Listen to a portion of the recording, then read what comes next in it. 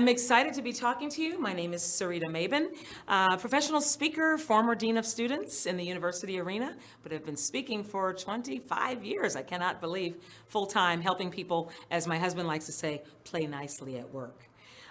So I want to spend a little time just talking about playing nicely at work and then maybe even at home. But you know, I talked at the Day of Learning about if you can't say something nice, what do you say? Which is the title of my book, actually. And we talked about some strategies for confronting situations. We talked about 3-step process, and we talked about when to confront, when to let it go. But guess what?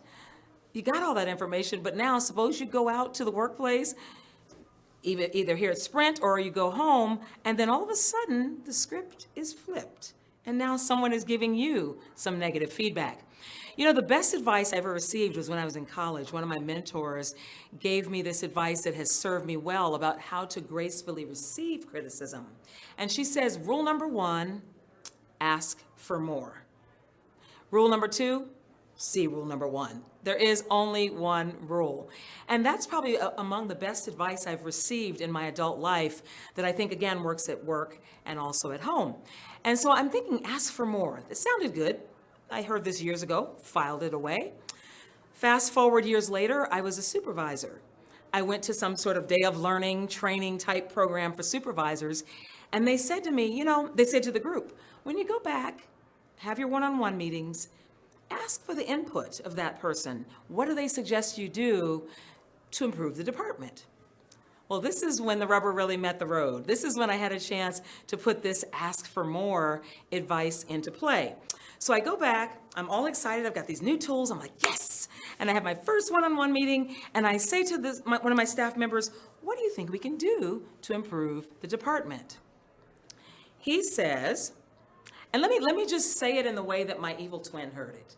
You know, we all have the evil twin who lives over here and says what we really think, who says all the things that are going to get us in trouble, who does all the ugly nonverbals and all that stuff. That's the evil twin. So I'm going to say it how I heard it. I heard him say, you could be a better supervisor. Red alert, warning, write him up. You know, that's what the evil twin was saying over here. And by the way, I don't think he did all of this, but that's what the evil twin heard, because I was not wanting to hear it. I'm putting up the walls. I don't want to hear this feedback. What do you mean I could be a better supervisor? And I was really about to get defensive. I was about to explain, well, see, here's what you don't know, and here, you know, I was all ready to be defensive. And then I remembered rule number 1, ask for more.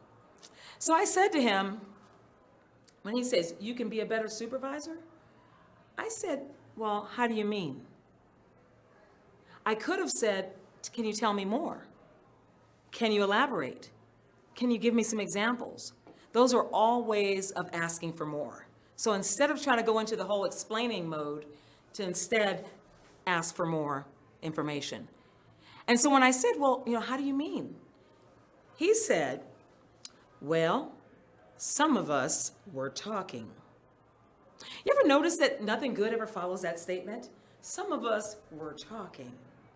And we decided we don't really know what you think about how we're doing. You know, like on a day-to-day basis, we don't really know what you think. I said, well, what do you suggest? Again, asking for more. What do you suggest? He says, well, maybe at our one-on-one meetings, you can tell us like one thing we do well and one thing we need to work on. Got nothing. I had no idea. Sure, let's try that. And I tried that, and it was brilliant. But it was not my idea. And I cringed to think if I had said, you're insubordinate, I'm writing you up, just because he was trying to offer me some feedback. One of the things that I shared I often share in my presentations is that I grew up as a military brat. My dad was in the Army, 26 years. And somewhere along the way, I married into the military, and I've got 2 sisters and a brother who are all military, and they agree that there's a universal mantra in the military, which is, if we'd wanted to have you an opinion, we would have issued you one with your boots and your helmet. Now that's military, but I think in the civilian world, it's the same. Sometimes I go into companies and it's clear that they say we want your input, but we don't really. And so I think we don't want to be that person where someone gives us input and we say, insubordinate, I'm writing you up. How dare you say that?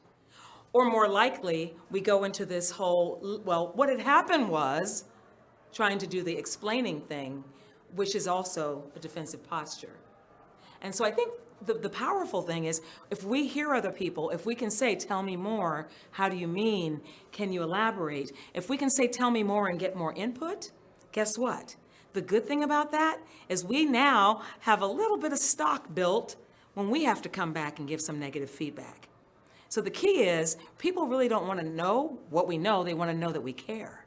And listening is a big part of that. Being able to take feedback will serve us well when we have to perhaps circle back and give feedback.